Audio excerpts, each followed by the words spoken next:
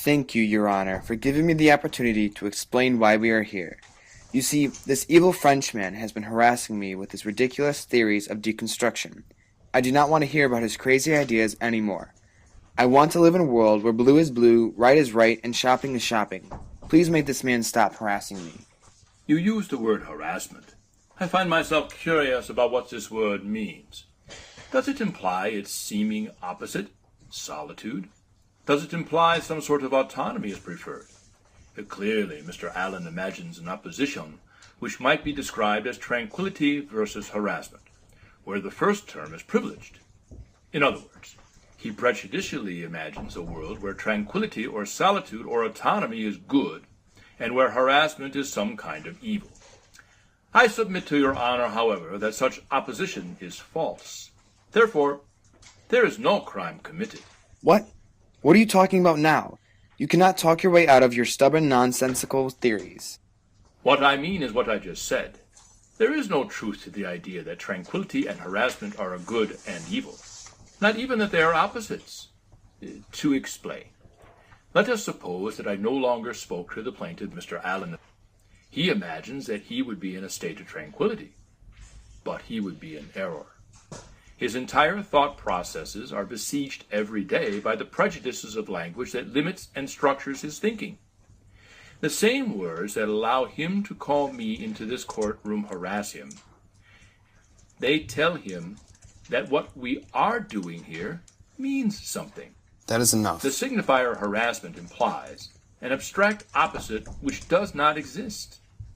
One cannot experience autonomy or tranquility as long as a jouet, the play of the signifiers, is at work on his brain.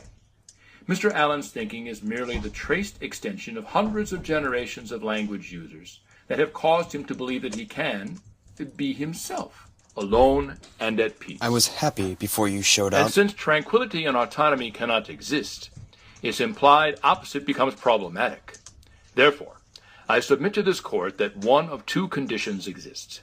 One, that Mr. Allen is harassed no matter what I do, in which case I have not committed a crime.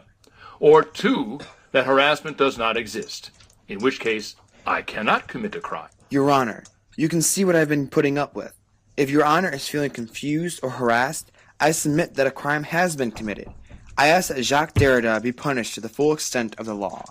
It is true that deconstruction can frustrate those who have blindly accepted society's limits upon their thinking. My role is simply to help Mr. Allen understand first that he is a prisoner of his limited thinking, and that I can help free him by teaching him how to deconstruct.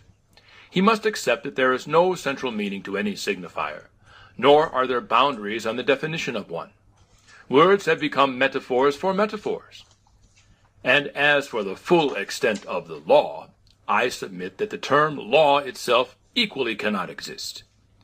The idea that there is an opposition between order and chaos, law and crime, justice and injustice, well, these signifiers have themselves become cluttered with prejudices and politics until the slippage between terms, like terrorist and freedom fighter, between communist and fascist, between Obama and Osama, or even between celebrity and talent, becomes confusing for everyone. Stop it. Stop it now. The absence of a transcendental signified extends the domain and play of signification infinitely. That does not even make sense. Yes, it does. Because there is no law, no truth, no democracy. Nietzsche said that God is dead, and this is what he meant. We have decentered everything through language. There is no law which may punish me for harassment. Neither the crime nor the agency to enforce it mean anything. You are ridiculous. You can try to weasel your way out of this if you want to.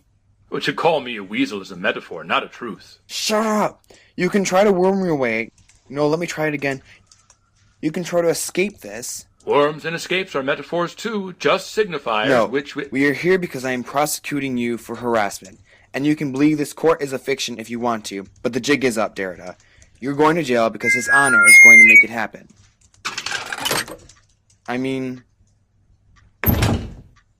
What's going on? Where is everyone? Where's the judge? Maybe he is with Santa Claus. Maybe he is watching QVC or Real Housewives or Sarah Palin's Alaska.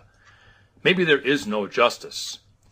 Maybe we should just leave and admit that I am right. What is left for me to believe in? I am Jacques Derrida. That's not even true. I know.